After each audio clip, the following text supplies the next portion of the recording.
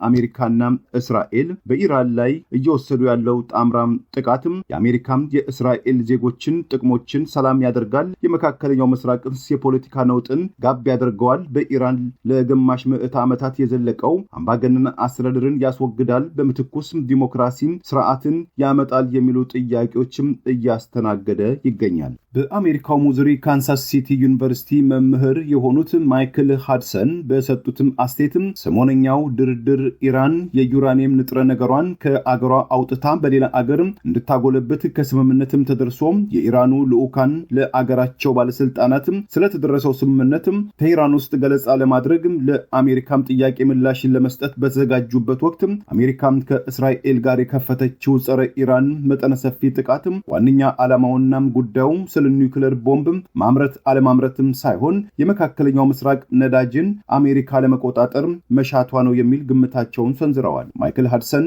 ለዚህም አባባላቸው ማጠናከሪያ በማለት ዋነኛ ዓላማውና ጉዳዩ ስለ ኒውክሌር ቦምብ ማምረት አለማምረትም ሳይሆን የመካከለኛው ምስራቅ ነዳጅን አሜሪካ ለመቆጣጠር መሻቷ ነው የሚል ግምታቸውን ሰንዝረዋል። ማይክል ሃድሰን ለዚህም አባባላቸው ማጠናከሪያ በማለት እንደገለጹት የቀድሞ የአሜሪካ ከፍተኛ ወታደራዊ መኮንን ጄኔራል ፓትሪየትስ ከዓመታት በፊት ኢራንን ጨምሮ 7 የመካከለኛው ምስራቅ አገራትን ጨምቀን እንይዛለን የሚል አስተያየት መስጠታቸው የአሜሪካ አስተዳደር ከነዳጅ አምራቾች ኦፔክ አገራት ጋር ያለውን ሰጣ ገባም በዶላር ዋጋ ላይ ያለውን መዋዠቅን ለመቅረፍ የሄደበት መንገድም እንደ ሩሲያም ቬንዙዌላ የመሳሰሉ የተፈጥሮ ጋዝ አምራቾችን በማዕቀብ ምክንያትም ምርታቸውን ከአሜሪካም ይሁንታ ውጪም እንዳይሸጡ ማድረግም ዛሬም የኢራን 80% ነዳጅ ምርት የምትገዛው ቻይና ህንድን ወደ ቴህራን ዝር እንዳይሉ የሚደረገው ጫናም የፕሬዝዳንት ዶናልድ ትራምፕ አስተዳደር የጋዝ ምርትንና ሽያጭን ማብሪያና ማጥፊያም ለመቆጣጠር የሚያደርገው ጥረት አካል ነው የሚል አስተያየታቸውን ሰንዝረዋል።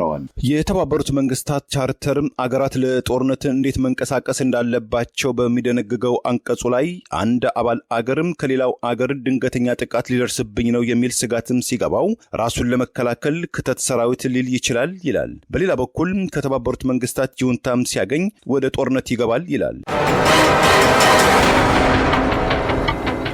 አሜሪካና እስራኤል በኢራን ላይ ባለፈው ቅዳሜ ጠዋት በፈጸሙትም ጣምራ ወታደራዊ ጥቃት ኢራንን ከ3 አስርት ዓመታት በላይ የመሩት የሃይማኖታዊ መሪው አያቶላ አሊ ኻሜኒ የአገሪቱ መከላከያ ሚኒስትር የእስላሚክ አብዮታዊ ጥበቃ ዋና አዛዥ የአያቶላው ሴት ልጅ የልጃቸው ባለቤት ልጅ ጨምሮ ወደ 60 የሚጠጉ ባለስልጣናት ቤተሰቦቻቸው ባልጠበቁት ሰዓት ባላሰቡትም ቦታም በጥቃቱም ተገድለዋል።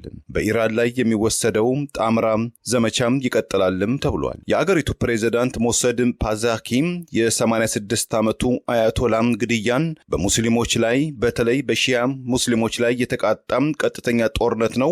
ይህ ጥቃትም የሙስሊም ዓለም ከተደቀነበት ብርቱ ፈተናዎች መካከል አሳዛኙ ገጠመኝ ዛሬ ነው ሲሉ ፕሬዝዳንት ማሱድ የሐዘን መግለጫቸውን በማህበራዊ ትስስር ገጻቸው አጋርተዋል። ኢራን በአሜሪካና አጋሮቿም ጥቅም ላይ በከፈተችው ግብረ መልስም ለወትሮው ሰላምና መረጋጋት የራቀው የመካከለኛው ምስራቅም ዳግም ወደ ሌላ ዙር ጦርነት ውስጥም ከቶታል።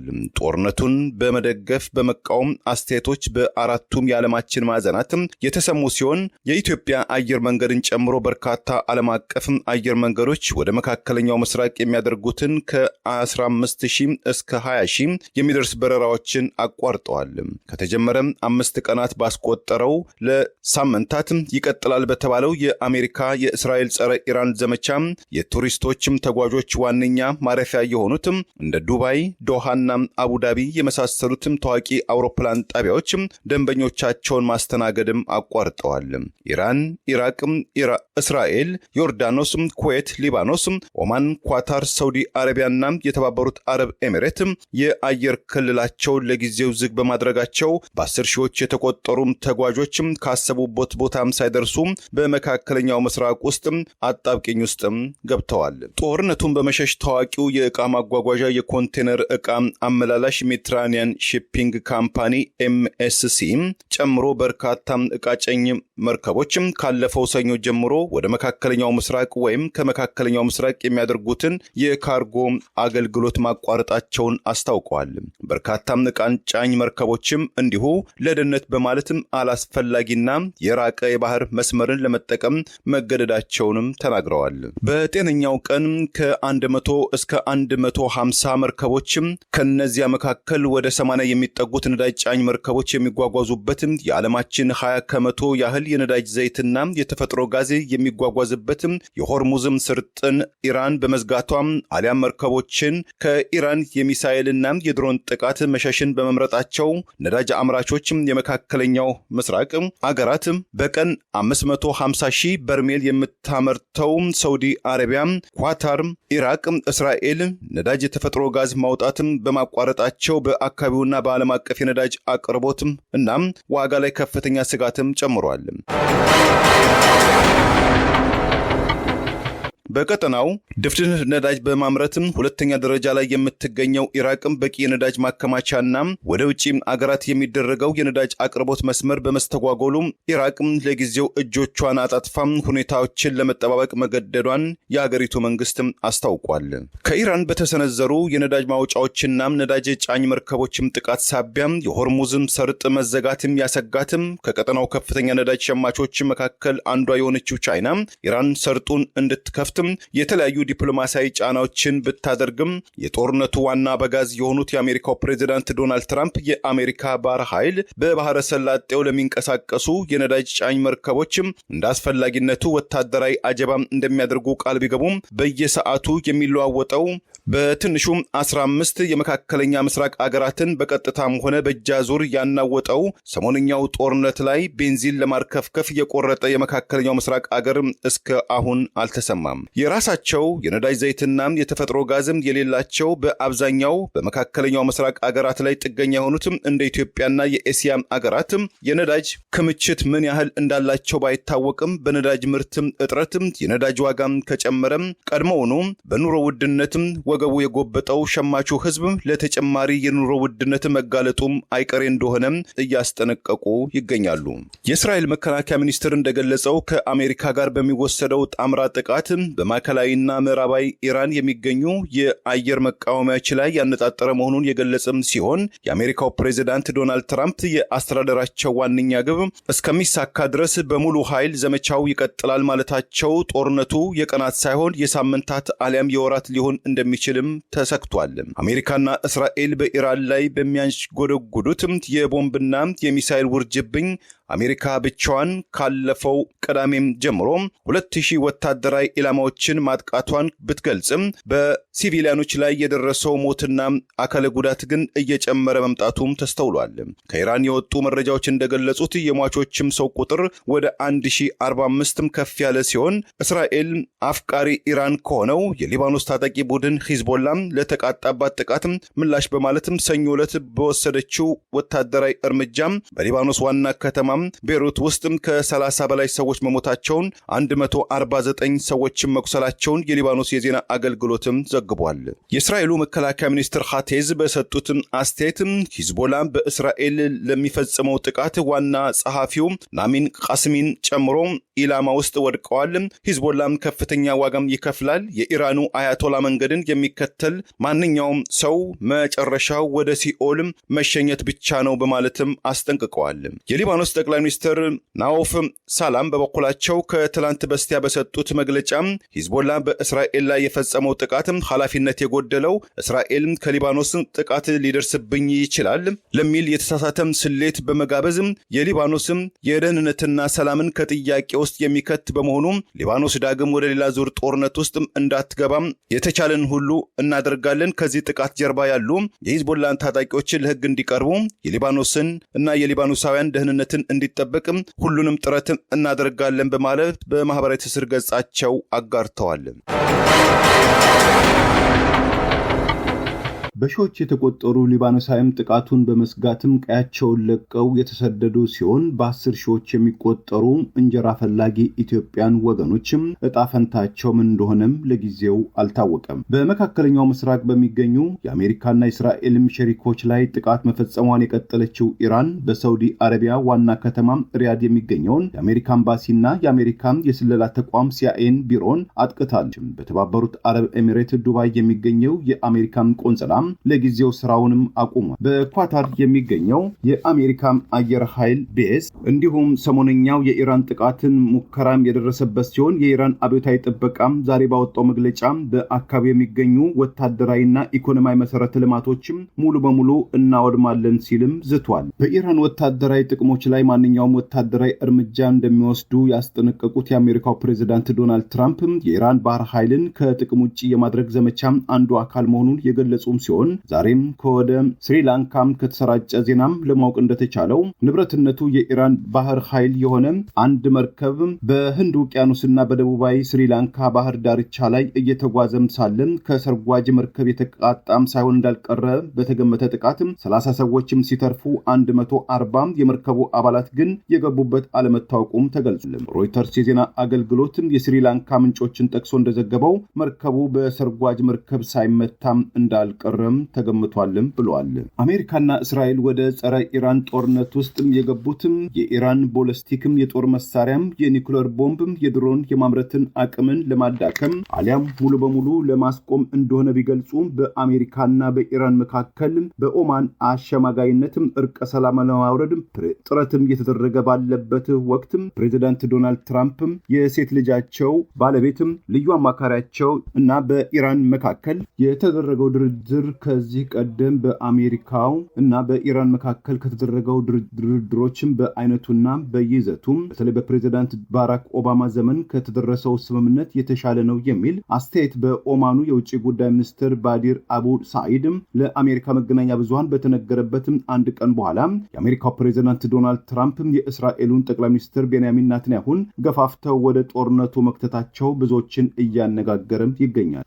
አሜሪካና እስራኤል በኢራን ላይ እየወሰዱ ያለው ጣምራም ጥቃትም የአሜሪካም የእስራኤል ዜጎችን ጥቅሞችን ሰላም ያደርጋል፣ የመካከለኛው ምስራቅን የፖለቲካ ነውጥን ጋብ ያደርገዋል፣ በኢራን ለግማሽ ምዕተ ዓመታት የዘለቀው አምባገነን አስተዳደርን ያስወግዳል፣ በምትኩስ ዲሞክራሲም ስርዓትን ያመጣል የሚሉ ጥያቄዎችም እያስተናገደ ይገኛል። በአሜሪካው ሙዙሪ ካንሳስ ሲቲ ዩኒቨርሲቲ መምህር የሆኑት ማይክል ሃድሰን በሰጡትም አስተያየትም ሰሞነኛው ድርድር ኢራን የዩራኒየም ንጥረ ነገሯን ከአገሯ አውጥታ በሌላ አገር እንድታጎለብት ከስምምነትም ተደርሶ የኢራኑ ልዑካን ለአገራቸው ባለስልጣናትም ስለተደረሰው ስምምነትም ከኢራን ውስጥ ገለጻ ለማድረግ ለአሜሪካም ጥያቄ ምላሽን ለመስጠት በተዘጋጁበት ወቅት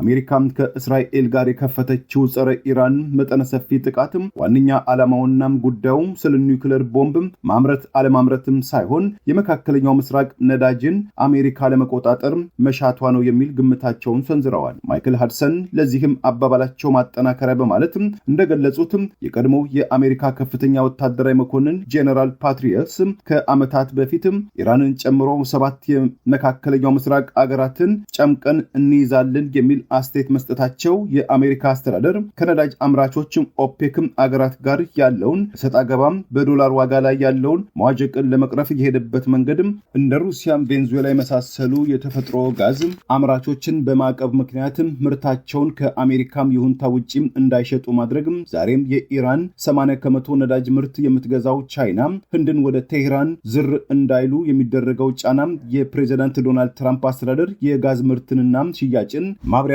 ማጥፊያም ለመቆጣጠር የሚያደርገው ጥረት አካል ነው የሚል አስተያየታቸውን ሰንዝረዋል። የተባበሩት መንግስታት ቻርተር አገራት ለጦርነት እንዴት መንቀሳቀስ እንዳለባቸው በሚደነግገው አንቀጹ ላይ አንድ አባል አገርም ከሌላው አገር ድንገተኛ ጥቃት ሊደርስብኝ ነው የሚል ስጋትም ሲገባው ራሱን ለመከላከል ክተት ሰራዊት ሊል ይችላል ይላል። በሌላ በኩል ከተባበሩት መንግስታት ይሁንታም ሲያገኝ ወደ ጦርነት ይገባል ይላል። ይሁን እንጂ እንደ አሜሪካና ሩሲያ የመሳሰሉ ፈርጣማ አገራት በደካሞች አገራት ላይ የሚወስዱ የሚወስዷቸው ወታደራዊ ጥቃትና ጣልቃ ገብነት በብዙዎች ዘንድ የተባበሩት መንግስታትም ጥርስ የሌለው አንበሳ ነው ለሚል ትችትም ዳርጎታል። የአሜሪካው የመከላከያ ተቋም ፔንታጎን በትላንትናው ዕለት ይፋ ባደረገው መግለጫ ባለፈው በኩዌት የሚገኘው ፖርት ሳቪያ ቤዝ ላይ በሚገኘው የአሜሪካ ወታደራዊ ተቋም ከኢራን በተተኮሰ የሰው አልባ አውሮፕላን ወይም ድሮን ባለፈው እሁድም ጥቃት ለአሜሪካ ወታደሮች ምግብ፣ ውሃ፣ ነዳጅ፣ የጦር መሳሪያ፣ የተሽከርካሪ አገልግሎትና የመሳሰሉት ሎጂስቲክም አቅርቦት ሲሰጡ የነበሩ 6 የአሜሪካ ወታደሮች መሞታቸውን ፔንታጎን ይፋ አድርጓል። የመከላከያ ዋና ኃላፊ ዳንኤል ዴሶሌል እነዚህ ወንድና ሴት አሜሪካን ወዶ ዘማቾች የአገራቸውን አሜሪካን ጥቅም ለማስከበር ሲሉ የጀግንነት መስዋዕትነትም ከፍለዋል። መስዋዕትነታቸውንም እስከ መጨረሻውም አንዘነጋውም ብለዋል። የአሜሪካው ፕሬዝዳንት ዶናልድ ትራምፕ ሐዘናቸውን በመግለጽ ጦርነቱም ከመቋጨቱ በፊትም ተጨማሪ የአሜሪካ ወታደሮች ሊሞቱ እንደሚችሉ ይህም የጦርነት አንዱ አስከፊ ገጽታ መሆኑን ሊሰመርበትም ይገባል በማለት ፕሬዝዳንት ትራምፕ ለአሜሪካ ሕዝብ ለተጨማሪ ሐዘን ተዘጋጁ መረጃም አስተላልፈዋል። ከሚኒሶታ ግዛት ዋይት ቤር ሌክ አካባቢ ወደ ኩዌት የተጓዘችው የ50 አለቃም ኒኮል አሞር በአሜሪካ ጥላቸው የሄደችውን ባለቤቷንና 2 ልጆቿን ለመቀላቀል ጥቂት ቀናትም ቀርቷትም ጉዟን እየተጠባበቀችም ሳለ በኢራን በተተኮሰ ድሮን ተመታም ሕይወቷን አጣለች። የባለቤቷም የ50 አለቃም ኒኮል የሞት መርዶ የተነገረው ባለቤቷም ጆይ አሞር ውድ ኒኮል አንቺ ወደ ኩዌትም ስትጓዢ ይህ አይነቱ አስከፊ አደጋ ይገጥመኛል ብለሽም አስበሽም አልነበረም። ከመጀመሪያው የጦርነቱ ገፈትም ቀማሾች መካከል መሆንሽም በእጅጉ ያሳዝናል። ኒኮል ማለትም ሰዎች በድቅድቅ ጨለማ ውስጥ በችግር ሲወድቁ እንደ ሻማም የምታበራም ትልቅ ሰው ነበረች። እዚያ ማዶም ማለትም በመካከለኛው ምስራቅ እንኳን እያለች ባለፈው ጊዜ እኔ ልደቴን እዚህ አሜሪካ ውስጥ ሳከብር ልደቴን እንዲሞቅም ልዩ መንገድም ተጠቅመሻል ውዴም፣ ሁሌም አፈቅርሻለሁ በማለትም ውድ ባለቤቱን የልጆቹን እናት የ50 አለቃም ኒኮልን ዘክሯታል። የተባበሩት አረብ ኤሚሬት የመከላከያ ሚኒስትር ባወጣው መግለጫ ከኢራን ከተወነጨፈ 165 ቦሊስቲክ ሚሳይሎች 2 ክሩዝ ሚሳይሎችና 541 ድሮኖችም ያከሸፈም ሲሆን የተባበሩት አረብ ኤሚሬት መከላከያን ጥሰው ወደ ተባበሩት አረብ ኤሚሬት ግዛት የገቡ 35 ሚሳይሎችም በግንባታ ላይ መጠነኛ ጉዳትም ያደረሱም ሲሆን አንድ ኢትዮጵያዊን፣ ኤርትራዊን፣ ኡጋንዳዊን፣ ግብፃዊን የኤሚሬት ዜጎችን ጨምሮ 58 ሰዎች ላይ መጠነኛ ጉዳት ማድረሱን አስታውቋል። ማንኛውም ሰው በወሬና በአሉባልታም ተኮር መረጃዎች ላይ ሳይጠመድ ትኩረታቸውን ሁሉ ከአገሪቱ ባለስልጣናት በሚወጡ ወቅታዊ ማስታወቂያዎች ላይ እንዲያደርጉም ሲል አሳስበዋል። የኢራን ከፍተኛ አመራሮችን 168 የመጀመሪያ ደረጃም ተማሪ ልጃገረዶችን ጨምሮም ከ1000 በላይ ዜጎችም የጦርነቱ ሰለባ ሲሆኑ 10 እስራኤላውያን፣ 1 ባህራናውያን፣ 2 የኩዌት ወታደሮችን ጨምሮ 3 ኩዌታውያን፣ 1 አማናውያን፣ 3 ኤሚሬትም፣ 50 ሊባኖሳውያን፣ 6 የአሜሪካም ዜጎችም ውድ ሕይወታቸውን በጦርነት ውስጥ እስከ አሁን ድረስ ማጣታቸው የየሀገራቱ ባለስልጣናትም ገልጸዋል። አሜሪካም የኢራቁ አምባገነን መሪ ሳዳም ሁሴንን ከስልጣን ለማስወገድ ባደረገችው አውዳሚ ጦርነትም ዙሪያ በኬክ ላይ የሚደረግ ጉዞም ኬክ ዎክ የተሰኘም ተወዳጅ መጽሐፍ ያሳተሙት በቀድሞው ፕሬዝዳንት ጆርጅ ቡሽ አስተዳደር ከፍተኛ ባለስልጣን የነበሩት ኬንዝ አደምሰንና የዋይት ሃውሱ የኢኮኖሚ አማካሪ ሎረንስ ሌንሰን የኢራቅም ጦርነት በትንሹ 50 ቢሊዮን የአሜሪካን ዶላር ኪሳራ ማስከተሉን የገለጹ ሲሆን አሜሪካን በአፍጋኒስታን ለቆየችበትም ከ20 ዓመታት በላይ የጸረ አልቃይዳም ጸረ ታሊባን ጦርነትም በሁሉም ወገኖች በ10 ሺዎች የበለጡ ወታደሮችና ታጣቂዎች መሞታቸውን የአሜሪካ ግብር ከፋይ ህዝብም ከ8 ትሪሊዮን ዶላር ለበለጠ ዕዳም ተሸካሚ መሆኑን የአሜሪካ ብራውን ዩኒቨርሲቲም አስታውቋል። እንደ ኢንስቲትዩት ፖሊሲም ጥናት ማዕከል የቅርብ ምልከታም የአሜሪካ አስተዳደር የኢራን ገዢዎችን ለማንበርከክም በማለትም በማካሄድ ላይ ያለው ዘመቻን ለማሳካትም የጦር መሳሪያና የጦር ሰራዊቱን ወደ መካከለኛው ምስራቅ ለማሰማራት ብቻ በቀን 59 ሚሊዮን የአሜሪካን ዶላር በላይ ወጪ እንዳደረገም ተገምቷል። መጨረሻውና ግቡ ያልታወቀው የአሜሪካ የእስራኤል ጸረ ኢራን ጦርነት በሰው ህይወት፣ በንብረት ላይ፣ በዓለም አቀፍ ንግድና የዓለም ፖሊሲ ላይ ያመጣው ኪሳራን ዛሬ ላይ ቆሞ መገመት ባይቻልም ጦርነቱ በቀጠለ ቁጥር በሰብአዊና ኢኮኖሚያዊ ኪሳራው እንደሚቀጥል ሳይታለም የተፈታ ነው። በመካከለኛውና በአየር ኃይል ዙሪያም በስፋት የሚዘግቡት ዊሊያም ሃርትስአፕ አንድ ጊዜ ቦምብ መዝነብ ከጀመረ የሰብአዊና ኢኮኖሚያዊ ኪሳራውን መቆጣጠር አይቻልም። የዚህም ጦርነት ዋነኛ ዓላማው ለዓለማችን ሕዝብም ሰላምን ማምጣት ከሆነ በጦርነት የሚመጣም ሰላም ዘርፈ ብዙ ችግሮችን ተሸክሞ እንደሚመጣም የዓለም መሪዎች፣ የሲቪክ ማህበራትም ቆም ብለው ሊገነዘቡት ይገባል በማለትም መቋጫም ላልተወቀው የመካከለኛው ምስራቅ ሰሞነኛ አውዳሚ ጦርነትም ያላቸውን ስጋትና ምክረ ሐሳብም አጋርተዋል። ለብር ራዲዮ ለተጠናቀረው ታምሩ ገዳ ነኝ። ቸርን ሰንበት። መልካሙን ሁሉ ያሰማን።